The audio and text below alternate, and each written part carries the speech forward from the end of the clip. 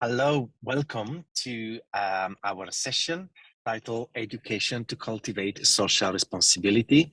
Apologies for the delay. I hope indeed it wasn't too much of an issue. My name is Andrea Bandelli. I'm Head of International Relations at the Vrije Universiteit, Amsterdam. And it's my pleasure to chair this session. We'll hear three contributions today. The first one is by Lelanie Smith from the University of Pretoria in South Africa, titled Development of a Learning Experience to Foster Social Responsibility for Large Cohorts in an Engineering Degree. The second one is a group presentation by Martina Jordaan from the University of Pretoria, South Africa, Audrey Falk, Merrimack College, USA, and Barret Brenton, Binghamton University, USA, titled Strengthening Faculty Engagement and Partnership Through a Community of Practice. And the third one by Diana Scot Hornby from Rhodes University, South Africa, is titled SDG 17, University Social Responsibility Through Partnership for Student and Community Development. Each presentation will last more or less 10-15 minutes, and then we'll have some time for questions. I remind you, you can ask your questions using the chat box on the right side of the web page. Please use those questions and I'll bring them to the speakers after their presentations. If you have additional questions or you want to contact the speakers, also make use of the networking lounge on the website where there are contact information. You can get in touch with the speakers as well. So without further ado, I'll invite Lelanie Smith to present her contribution. Thank you. Thank you so much, Chair. Thank you so much for the opportunity. So as mentioned, I'm going to be speaking on developing a learning experience to foster social responsibility for large cohorts, specifically focusing on what happens in an engineering degree. So I thought to start just to give a bit of an overview of Faculty of Engineering at the University of Pretoria and where this initiative sits. So the University of Pretoria has a specific requirement and is committed to public good, social justice and environmental sustainability.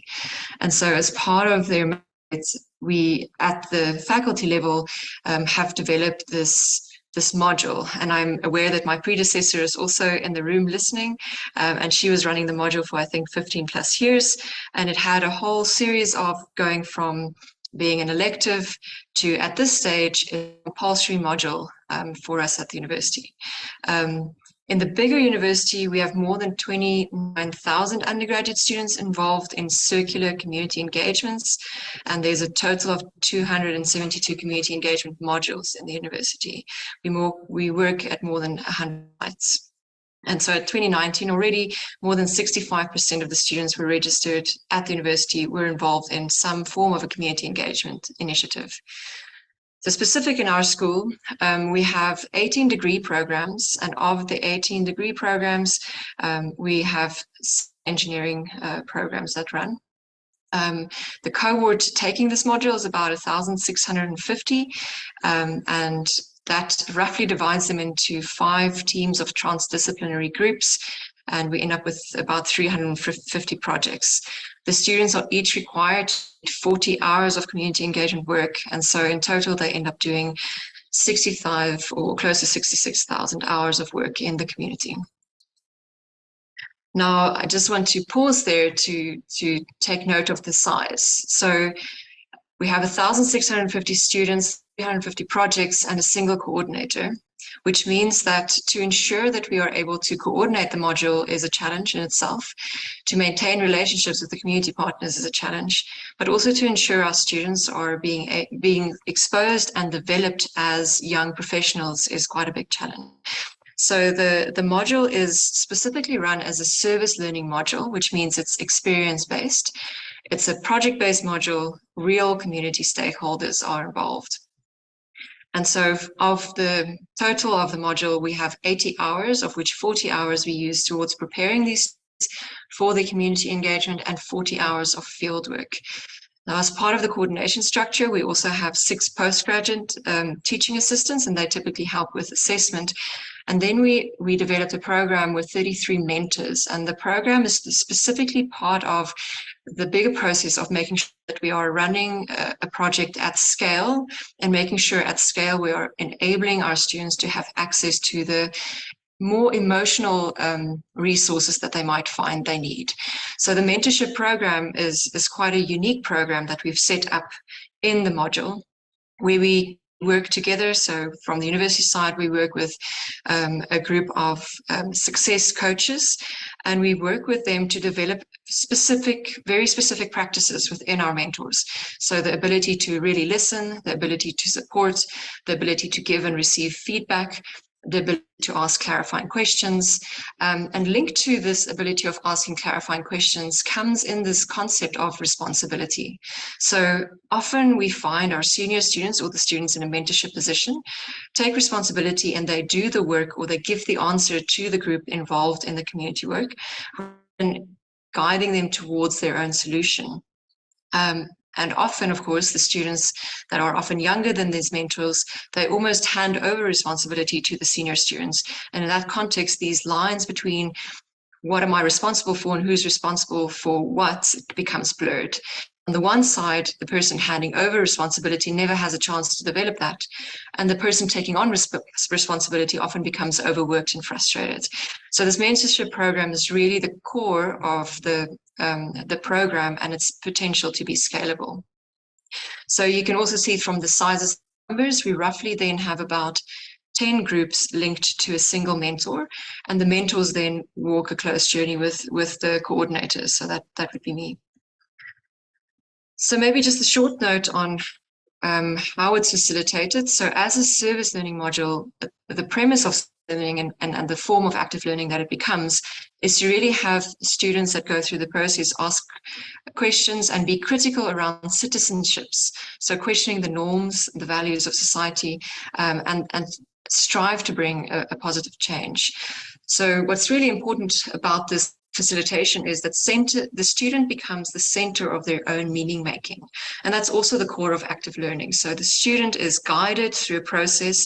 They are not given instructions, detailed instructions. They are not given all the information, but they are guided through a process. And the guidance does not only include technical content, but also requires some emotional containment for them to, often in an engagement with community, sit with a sense of uncertainty, sit with a component of misunderstanding, or perhaps even frustration. And so making sure that that experience is a coherent experience for the student, it requires a very specific style of facilitation. So the objective, so what we're trying to develop through this facilitation is really to bring in a sense of personal and social cultural values, that an attitude that shows a willingness to serve and a deep understanding of issues. We broaden perspective of diversity and enhance critical thinking, improved interpersonal skills, and developing civic responsibility through active and sustainable community empowerment and development. So that's what we're setting up to develop. And you can very easily see that in the large classes that we have, it can often fall through the cracks, that we don't really get to develop these to the way that we want.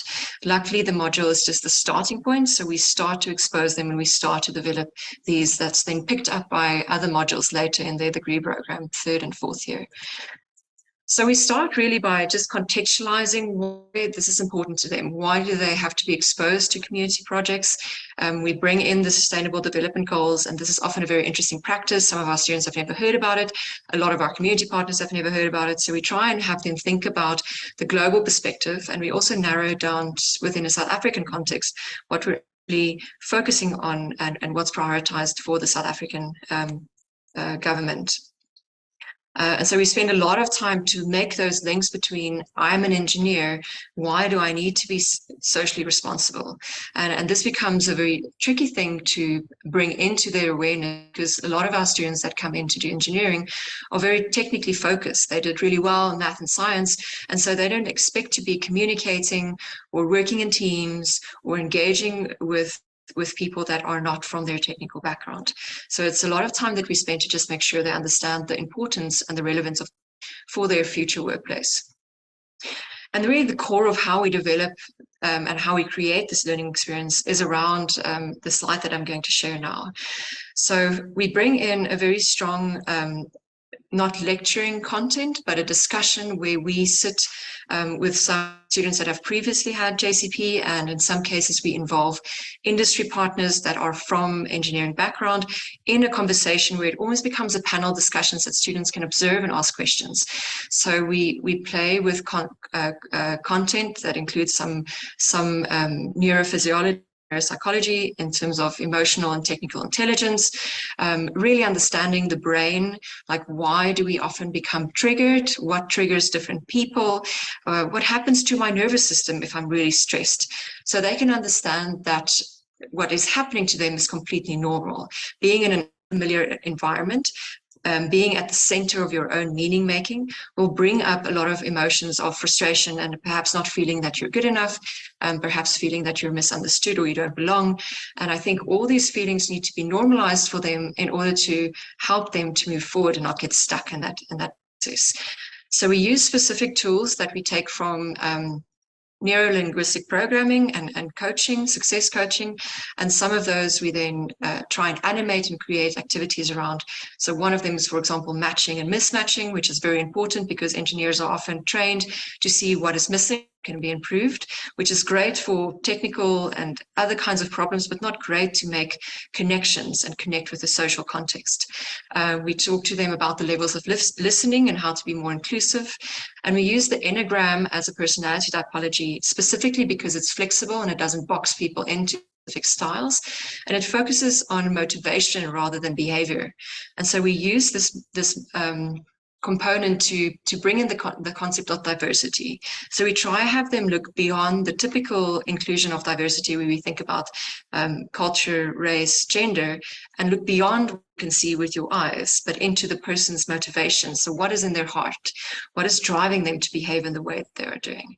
And we try to animate 9 different motivational styles for them, specifically bringing in themes like team participation, leadership styles, conflict management, things that we know they'll be exposed to in their group work with the community. So they can start to understand if this person is getting really frustrated because I'm not doing my paperwork exactly the way I need to do it, they might be coming from a different motivational strategy compared to where I'm coming from, where work has to be meaningful rather than completely perfect. And so we show them on the program how different personalities often also clash because the motivation is radically different internally, but the goal that you're working towards is completely, is exactly the same. And the way we do this is with a continuous assessment process where they have a lot of short reflections. So after each of these engagements where they have these panel type conversations, they have to answer a short reflection to show participation, so we can also track how they're processing the information that they've been receiving. And so just to give an idea of the type of projects that we have, we range between educationally based projects and more build, renovate, and design projects. So a lot of our educational modules that we have, we strongly collaborate with the whole faculty. So we have Robot and Sensor School from the electronic department. We have a really nice collaboration with an industry, York Timbers, and the graduate school and the civil engineering group, where we can build structures and we get wood donated by them to build these wiki house type structures. We have some collaboration with industrial engineering, mechanical engineering, Engineers Without Borders, and we also collaborate with my predecessor, Dr. Martina, on the Mamelodi campus around computer literacy. So it's a program that really strongly relies on collaboration, not only from community partners, but also from people on campus, so they can also bring students into their discipline to show how that discipline actually can start to show up in a community and how it can benefit. And around each discipline, there's a slight difference in the professional identity. So linking it closer to these different departments helps that formation around how does civic responsibility show up in an architecture or a mechanical engineer or a civil engineer. So we are always looking for more partners, and we advertise these every year, and we make sure that these projects align to disciplines. We place a strong emphasis on long-term sustainable relationships. So before we are not sure that there is going to be a coherent group of people working towards a sustainable goal, we try and avoid those kind of relationships. That's just a once off, and we try to connect it to a bigger picture of a larger community. We also make sure that we align these projects with the Sustainable Development Goals, so we can see how we are doing and which we are benefiting more in this context. And we are hoping at least that these partnerships don't happen in isolation and become disconnected from our larger initiative.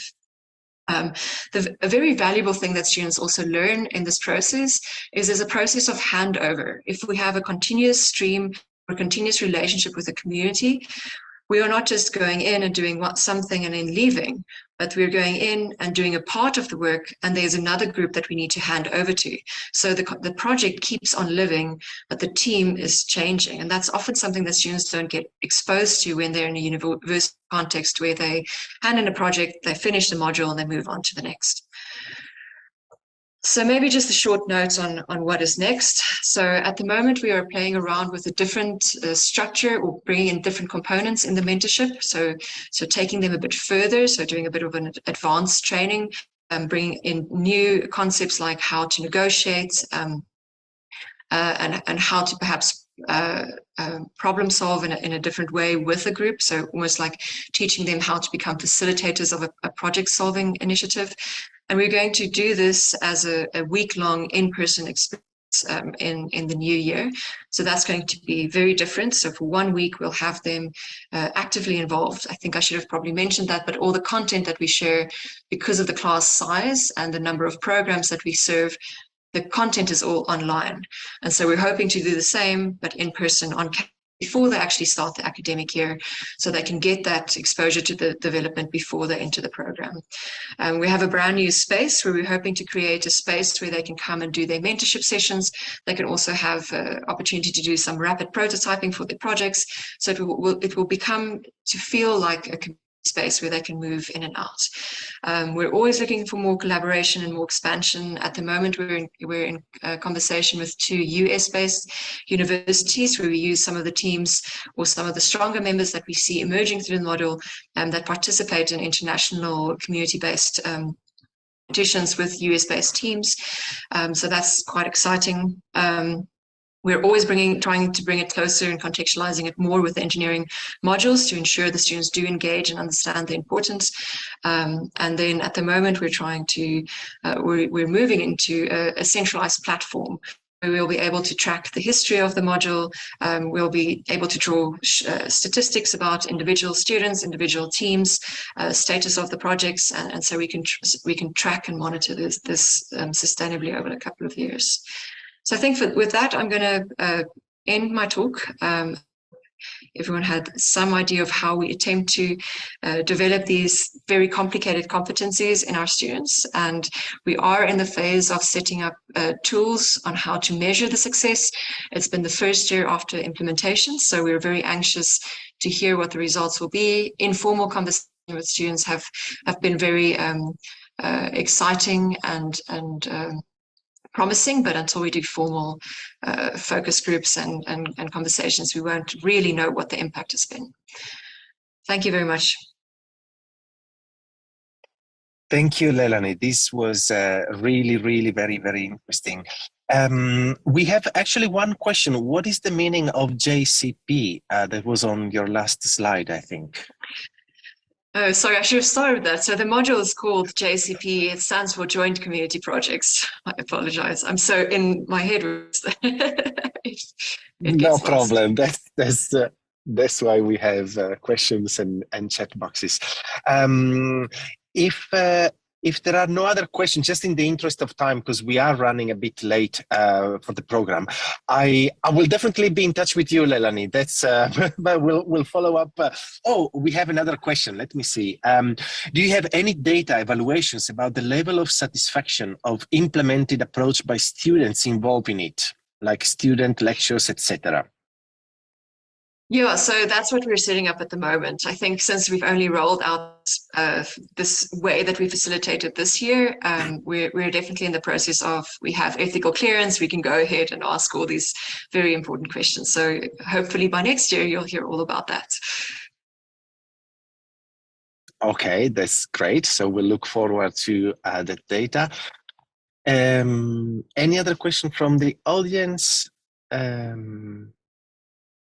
If not, indeed,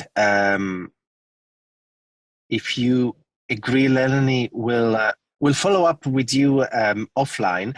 And indeed, I would invite the next presenters to give their presentation titled Strengthening Faculty Engagement and Partnership Through a Community of Practice. And also, before your presentation, if you can quickly introduce yourself and the roles that you have in the presentation. Thank you. Hi there, my name is Audrey Falk, and I am from Merrimack College in the United States, in North Andover, Massachusetts, and I am the director of a master's program in community engagement. I'm also chair of the Department of Applied Human Development and Community Studies, and I'm delighted to be here with you all today.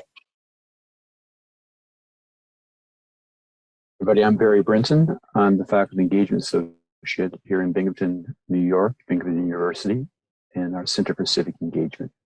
Again, happy to be here. Hi, I'm Martina Jordaan. I'm from the University of Pretoria, the Mamelodi campus, and I'm Head Community Engagement and Postgraduate Studies. So thank you all. We are really happy to be here to give our presentation on strengthening family engagement and partnerships through a community of practice.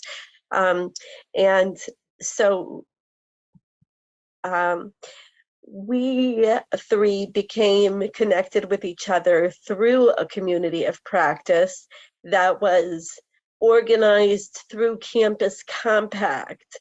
I know that Marisol Morales of Campus Compact presented as part of this conference.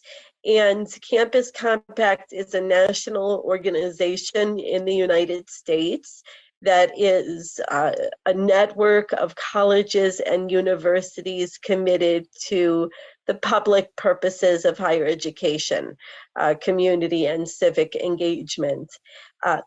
And a few years ago, in the context of the pandemic, as Campus Compact was trying to pivot, as we were all trying to pivot, Campus Compact began to offer these communities of practice online as opportunities for community engagement practitioners and scholars to come together virtually to talk about issues important to them.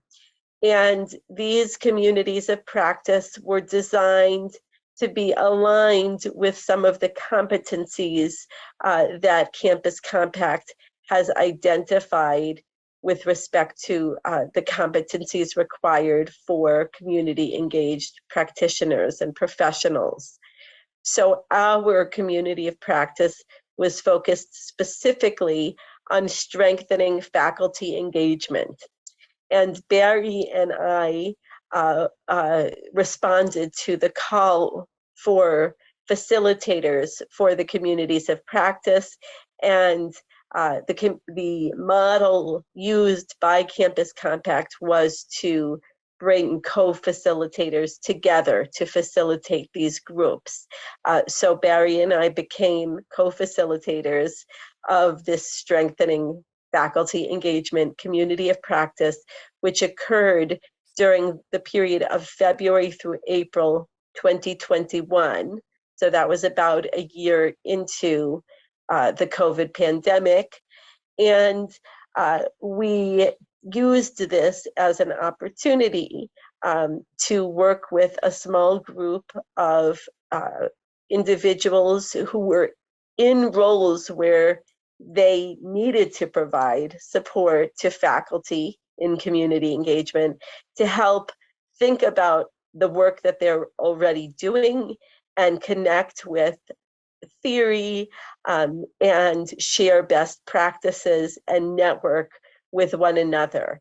So this is the work that we're going to be discussing with you today and giving you a sense of how we connected, how we worked together, and what we each took away from this experience. And Martina Jordaan was, of course, one of the participants in the community of practice, and the only one who was participating from outside of the US. And of course, that was one of the wonderful benefits of being online, is that we were able to cross geographic divides.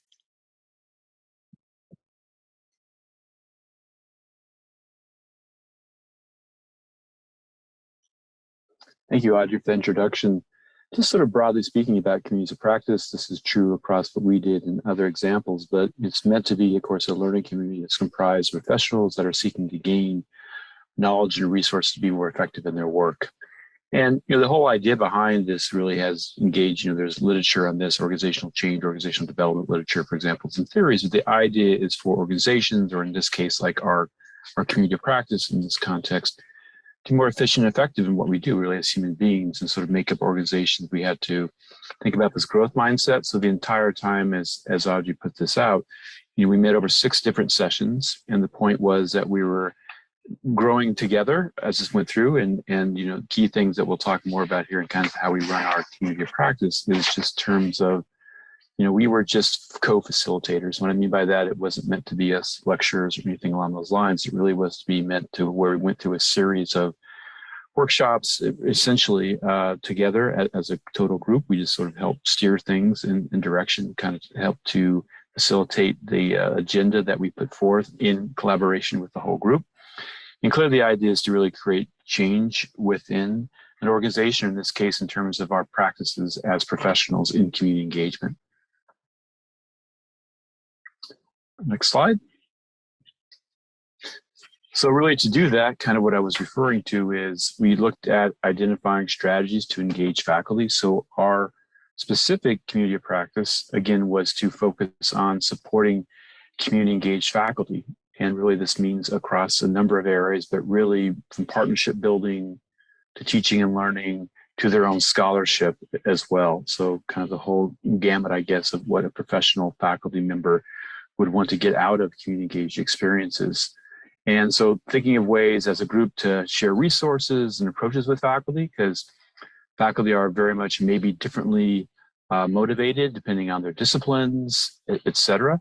So we had to think of ways that we, again, most of us in the community of practice, I think all of us really, weren't just practitioners ourselves, but were really those in roles where we were trying to share some practices at other institutions. That's why it's great to have both across the US and international perspectives to share not only with each other and talk through those, but also the challenges, but also those would be things that we then carry on. And part of the community of practice to carry those on to our own faculty, their own institutions. So again, we looked at faculty departments, communities. We looked at supporting faculty to develop community engaged learning and outcomes for students, some degrees of not only sort of strategies, but assessment as well, those experiences.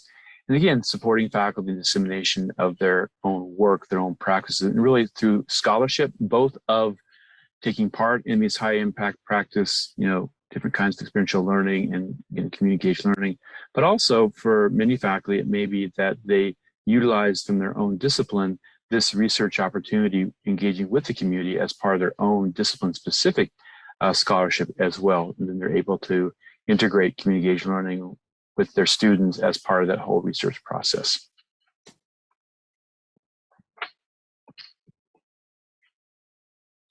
So at this time, we're going to transition into sharing some reflections that each of us have taken away from the experience.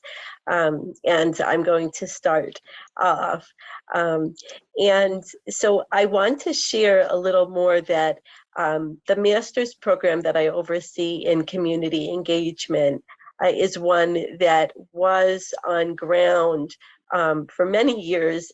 And then we made an intentional decision to pivot to online. We made that decision about two and a half years pre-COVID, and we're doing a lot of work to build to that transition to online. And then, COVID hit and it kind of expedited things a bit. However, one of the aspects of our program is that we have fellowships where our students are serving in schools and nonprofits and higher education institutions, practicing community engagement at the same time that they are pursuing the degree. And so I will say that for me, being part of this community of practice on strengthening faculty engagement really helped a lot with that transition as we were really building our online courses, but also building our fellowships to also pivot to be online and hybrid fellowships, and being able to connect with this group about how to best support my faculty to do that work well was really, really helpful. And of course, more broadly, just running a master's in community engagement, being able to connect with practitioners in different parts of the country and different parts of the world, and to hear the challenges that they're facing just helped us to think about how to deepen and strengthen our academic program for our graduate students. So all of those things were pluses. And then I would say, moreover, that the opportunity to connect with scholars and practitioners in different spaces really did lead to some wonderful lasting partnerships. In particular, Martina and I have continued to collaborate in many different kinds of ways, up to and including me having the opportunity to visit the University of Pretoria just a few weeks ago, and to think about ways we can continue to expand and develop partnerships between our institutions. So I feel that this community of practice was really a wonderful experience for me. And I also want to just reiterate the points that Barry was making before about a community of practice being a democratic space where all participants are valued and appreciated, and that everybody's experience matters and everybody has a great deal to contribute to a community of practice. I think we were able to live that out in the way that we facilitated the community of practice, and that that really made it extremely meaningful and valuable for all of us. Thank you, Audrey. From my perspective, kind of working into this, I was a professor of anthropology for about 25 years at St. John's University in New York City, where I was an active practitioner in all of my classes of community engaged learning. I began at that time for about 10 years or so to start working with my co-faculty members in a liberal arts and science college, encouraging them in different ways. But again, I was still a full-time faculty member. And then in the past 5 years, now here at Binghamton University, I now have the opportunity, my full-time job is really to not be tied to faculty in a department. I'm actually with our Center Civic Engagement. It allows me a whole different perspective on things. I'm actually under student affairs and not academic affairs now. But I really find communities of practice, my really interest in participating in this one and others as well, and co-facilitating others, is really for me to constantly sort of gain knowledge that I can share with faculty. Now that's my primary role. So we have a faculty fellows program. We have different initiatives and workshops that I do here on our campus, but it's been great to learn again from all the different experiences faculty have. And I think key things that often come out, besides just logistics of setting up a course that has a community engaged learning component in any way, shape, or form, to things like its value, not only by faculty, but by departments and disciplines. So things like tenure promotion guidelines, for example. What's the larger institutional culture that supports community engaged learning, and also just community relationships between the institution and university and the local community that surrounds them. So these are all things that sort of come up in great active conversation, I would say, because people have different strategies, different universities have different an emphasis on different things, but it was wonderful to hear this engineering example, just sort of that full, committed, and expectation that's there as a requirement. I mean, so many institutions like my own would love to have that kind of full, I would say, buy-in of institutions, and it's wonderful to see the program. That scale of the program is jaw-dropping to run something like that. So I applaud. I've heard, you know, Martina speak about this before, but it was great to see that in that last presentation. But I will say, to go back and just echo on some of the points that Audrey had made, is that as community practice, again, the valuing everybody there, everyone has something to add. And I want to say that, you know, in different communities of practice, and this in particular, people that are coming to this have vast experience or just started a new position. They're young professionals, or they're folks like myself who've been, you know, in this world for quite a bit of time. But it doesn't matter that, because we really see that people are really contributing from such different, diverse perspectives and angles at the end of the day. And so that's why, you know, whatever mix of people who come to these basically to these communities of practice, it's always so much to learn from each other. And that's why I'm always excited to join the next community of practice and be part of co-facilitating the possible as well. Thank you. I will reflect a little bit about the participants, and I will start with myself. So my university is not part of Campus Compact, so I got sort of allowed to be part of this community of practice, and thereafter I attended 4 more. And the amazement for me to be part of this community of practice and the things that flowed out of this was just amazing, because Audrey and I started collaborating. She became part of an organization that I belong to, the Higher Education Teaching and Learning Association. We wrote chapter together. We're busy with the article. We presented conferences. We are busy with a service learning project at my campus, and it's just interesting to see how things developed from this. The other Campus Compact groups that I met, I also involved them in my community and in my campus as invited guests for seminars. So I think that was really opening for me another world that I would not be able to have reached if I was not involved in such a practice and a community. I think over the 6 weeks that we worked, it gave you, or the weeks that you work, it gives you more opportunity to network than once off. I think that is the value for me, that it was longer. It made people more committed. It made people more willing to talk than if you have a once-off session. I think that was very important for me, that it was more than 1 week. I will just reflect on the other colleagues also that attended. So Cara was from Miami University, and she was very interested. Every one of us did a sort of a presentation and a discussion. I think what also helped was that we were a small group and not a large group. In some of the community of practices, we were 15, and that I found was not so at the end resourceful, because everyone was shy or muted themselves or hide themselves. So I think this was also one of the pros of this specific community of practice. And then Nikki was from Lasalle University, Newton.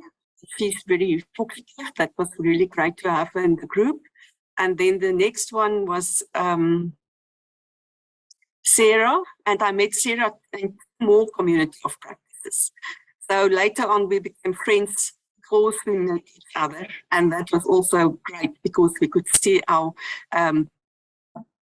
careers develop, because I started in a new job and she started in a new job. And then Maria was also, I also met her twice and for the further community of practices. And I think that was also interesting, that I could not have it only linked to this specific community of practice, but extend my partnerships to other specific projects later. Thank you.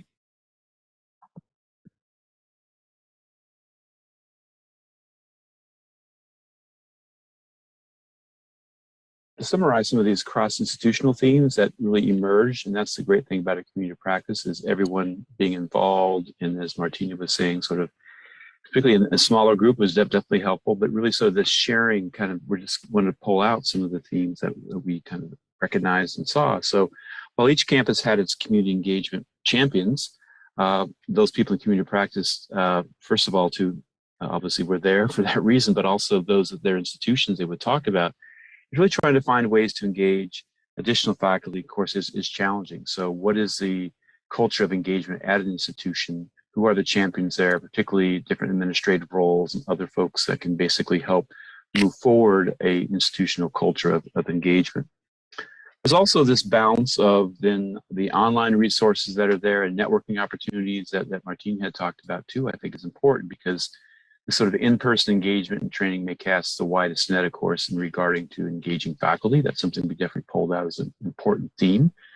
And then back to the context that matters as well, the size of institution, the type of institution, its location, so the effective way that community engagement is perceived by the students, faculty, administrators, and it's back to what's this broader culture of engagement. So in this context, like in US institutions, we had large public institutions, large private institutions, small liberal arts colleges, for example, and different geographic locations, different missions of all these institutions. But I think as a further reflection, we constantly found that at the end of the day, regardless of the type, size, and even the mission of institutions, the central role of community engagement was truly an important aspect of sort of moving forward this type of really experiential learning and a high impact learning experience for any institution at the end of the day. So we found for these different examples where people were in their careers as part of community practice, but also with relatively few community engagement staff at most institutions, the opportunity to connect across institutions was embraced. So therefore, this also was quite variable, and it didn't correlate directly with the size institution, because you could have, a center for civic engagement or an office of engagement that may be 1 or 2 people, but you could have others that had a staff of 6 or 7. And so this sort of wide variety was just, in one way, sort of talking through how did that come to be? What was the institutional buy-in for supporting more really sort of staff in these areas, and to what role did faculty play in the support of this as well at the end of the day? And really, what was the input from faculty and students and staff as well in terms of the institutional culture and supporting that down the road?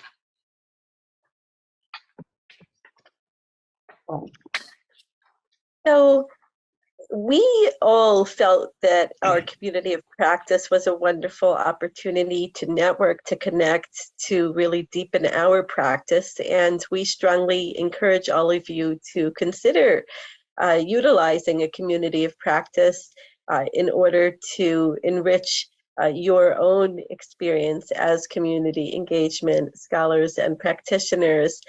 This slide has just a few bullets with some suggestions for your consideration, particularly utilizing an equity-based framework to really allow for inclusive participation of all members of the community of practice, keeping the community of practice small enough for deep and real engagement of each participant so that everybody matters and everybody's participation is active and that it can truly be an interactive experience, and be sensitive to time zones. So particularly if you're considering a online community of practice that may involve people in many different spaces, to try to come up with a time that works as well as possible for everyone. I would just add to this slide that I think some of the other things that we really did well are having a very clear structure. We always met at the same day, the same time, every other week for our sessions. And then in between weeks, Barry and I would have a meeting at that same time to do the planning work and the reflecting work between each session.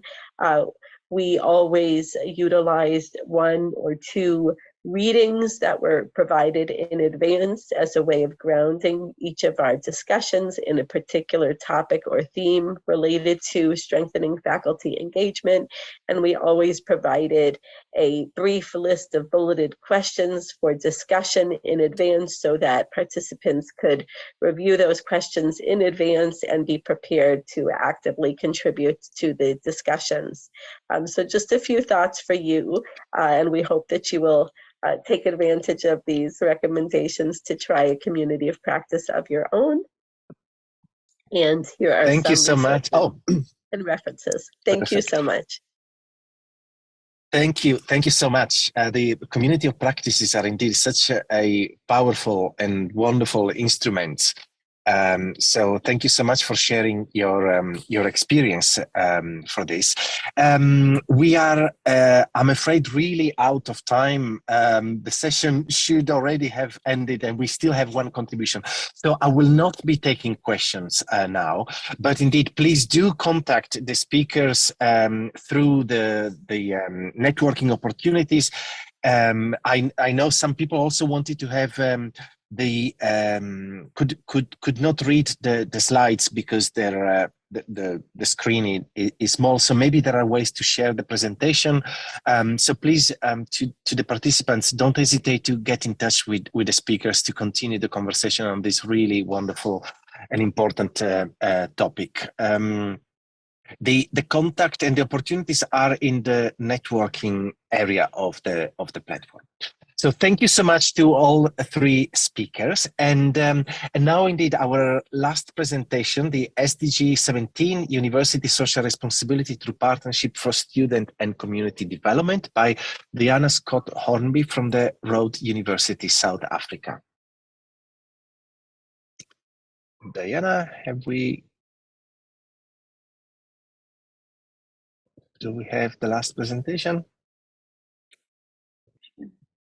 Perfect. We can see you and see the slides. Let me get going. Thank you.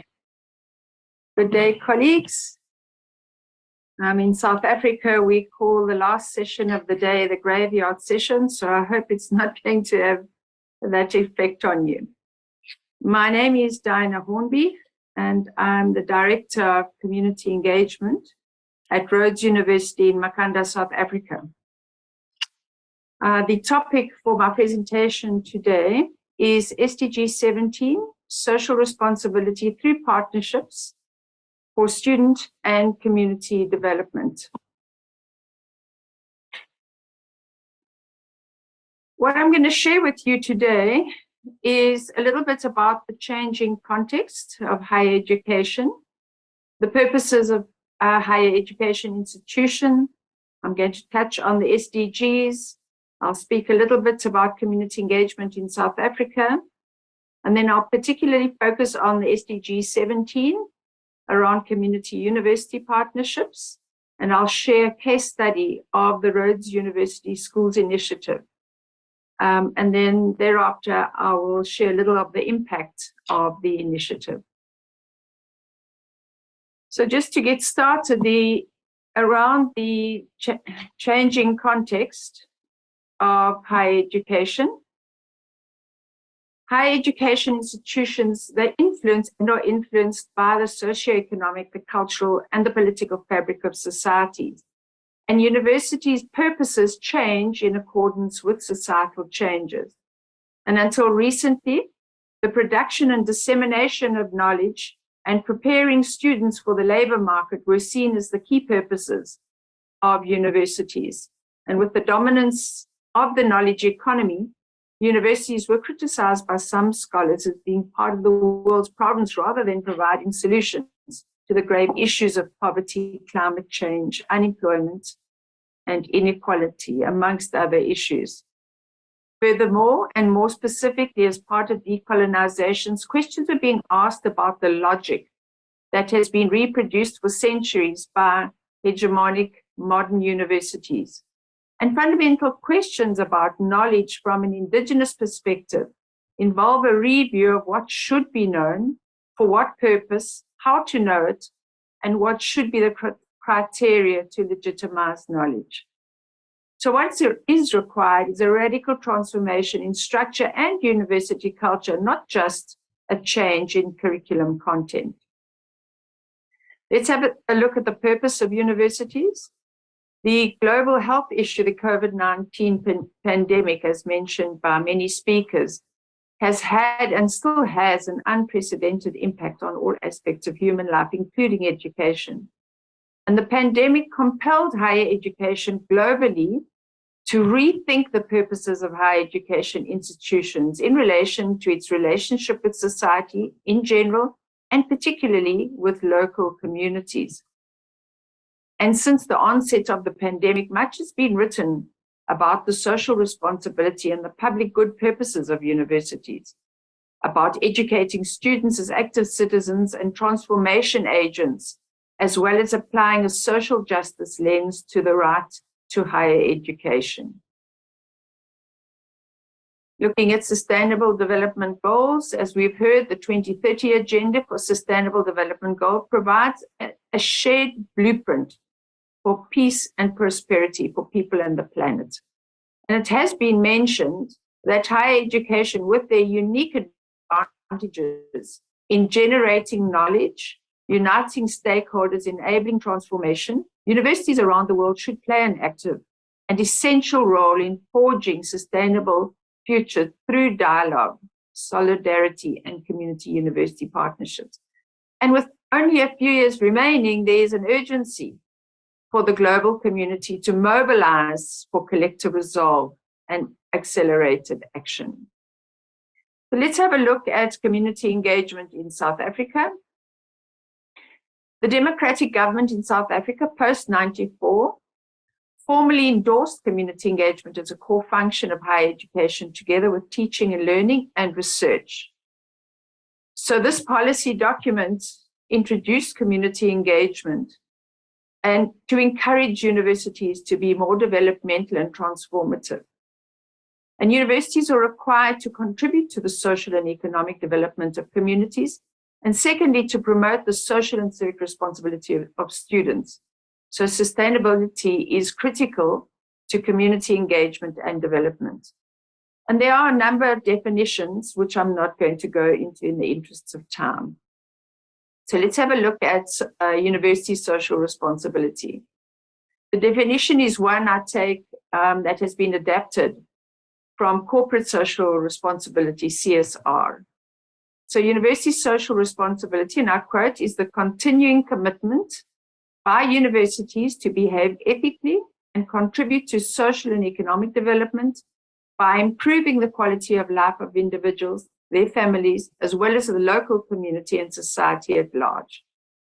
Secondly, universities also have the responsibility to inculcate social responsibility in students. And third, community engagement is one of the platforms for universities to enact their social responsibility roles to students and communities. Now, zooming in on the SDG 17, the goal 17 is to strengthen the means of implementation and revitalize the global partnerships for sustainable development. And the goal also highlights the interdependent relationships between the global north and the global south. And it should be noted that collaborative partnerships at the local community level are equally as important as global partnerships for sustainable development. Now, having a look at our division, the Rhodes University Community Engagement Division, it was established in 2008 in response to the white paper on transformation of higher education in this country. There are 4 forms of community engagement, which are engaged teaching as service learning, engaged research, focusing on community-based participatory research, engaged citizenship, which are the volunteer programs, and social innovation and social entrepreneurship. And you will have heard Thandi Matyobeni speak about that a little bit earlier today. Our division is guided by the ecosystems and ethics of care theoretical framework. And from the theoretical framework, what we developed was something we call the Rhodes University Knowledge Wheel, which encompasses the co-creation of knowledge, interdependent relationships, solidarity, reciprocity, agency, and social cohesion. And I'll show you this model that we have developed. This is what it looks like. We developed it as a response to a number of needs articulated by our community and gaps we were finding. So first of all, we conceptualized it to help us align the global goals, the African goals, the South African goals as well. So it encompasses all the legislation of all of those, and that informed our Rhodes University Institutional Development Plan. It will also serve as a repository. We are currently building this platform so that we can make the knowledge generated within the university and the resources more accessible to our broader community. And it's helped us make visible the interdependent relationships between the three core functions of university: teaching and learning, research, and community engagement. It also makes visible the interdependency between those systems and subsystems and related parts. This slide really just gives you an idea of how the SDGs are integrated into these three themes that have emerged out of these various legislative documents I've mentioned. The themes are sustainability, collaboration, well-being, and then you'll see the 9 sub-themes that come from that. So the yellow and orange part, you'll see the SDGs that speak to those areas and themes. The green part, the SDGs that speak to those, and then finally the blue area of collaboration and the SDGs that speak to those parts. Now I'm going to share with you a case study which is around the Rhodes Schools Initiative and how we've actioned SDG 17. Our current Vice Chancellor was inaugurated in 2015. Professor Mabizela, in that inauguration, committed to address the challenges of young people and building a more inclusive city of Makanda, which is the city we live in. He said, the university is not only geographically located in the city, but we are of and for the city. So he repositioned the university at his inauguration. And as a consequence, a multi-stakeholder education initiative was established, which is partnerships across the university between NGOs, government department, municipal departments, and other education providers. And this is an infographic just to give you a glimpse of the education program, which we call the Pathways to Education. This just shows how we've used community university partnerships to drive systemic change in our local education system. Development isn't linear, so you will see the pathway, the colored pathway that we've represented here is rather wavy. In each of those little areas, you will see that the pathway starts as early as early childhood development. It moves to primary education, high school education. There are bridges into tertiary education, and then some go on to tertiary options, others come into the university. So we're dealing with students from the start of their education trajectory through to seeing them through. At the bottom, you'll see that at every layer and level, we have multi-stakeholder partnerships. These are very targeted programs to deal with issues that are highlighted by communities in the various areas. The programs range from service learning to community engaged learning programs.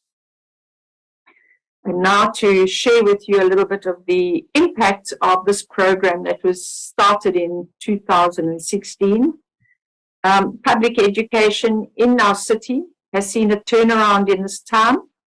In 2015, we had the unenviable reputation of being one of 4 worst performing districts in the country. For the last 2 years, we've been the best performing city in the province. The bachelor passes have traveled from 51 in 2016 up to 183 in 2021. The social capital of students who are central to all of these initiatives. There are 470 students who work in education initiatives annually over the past 4 years. That's exceeded the number of 4,000. And we've seen the dropout rate in schooling decrease quite considerably ever since this program started. And an exciting statistic is that access to Rhodes University from under-resourced schools, the ones that we work in, there were 11 young people who came onto our university in 2012, and And this year it's up to 130 students, so we've seen a huge increase. We were very honored and humbled in 2021 to win the McJanet Prize for Global Citizenship, an initiative of the Talwa Network, and we won that for our 9/10 matric mentoring program. So just a few points in conclusion. Working together across local community cultures for common goals is just as important as forging global networks for sustainable development. Our Vice Chancellor is often heard as saying we need to work simultaneously, we need to be simultaneously locally responsive and globally engaged. To co-create the co-creation of knowledge outside of academia and specifically with local communities must be considered as valid and necessary, and most importantly, social transformation requires transformation in the university structure and culture as well. We can't hope to transform and enable transformation outside of our university if our very own university hasn't transformed. And lastly, universities should educate students as socially and civically responsible citizens who will be agents of transformation and be able to promote and meet the future needs of sustainable development.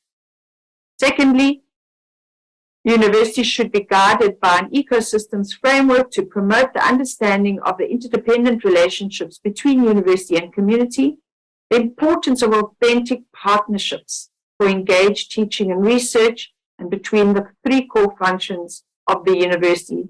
And lastly, universities should build a shared solidarity with local communities. Thank you for your time and for listening at the end of the day. I hope there was something that you gained from our talk. My details are up on the screen, and we are always looking for collaboration and partnership, so do get hold of us if there's something that interests you. Thank you to the USR Summit for the opportunity. Thank you.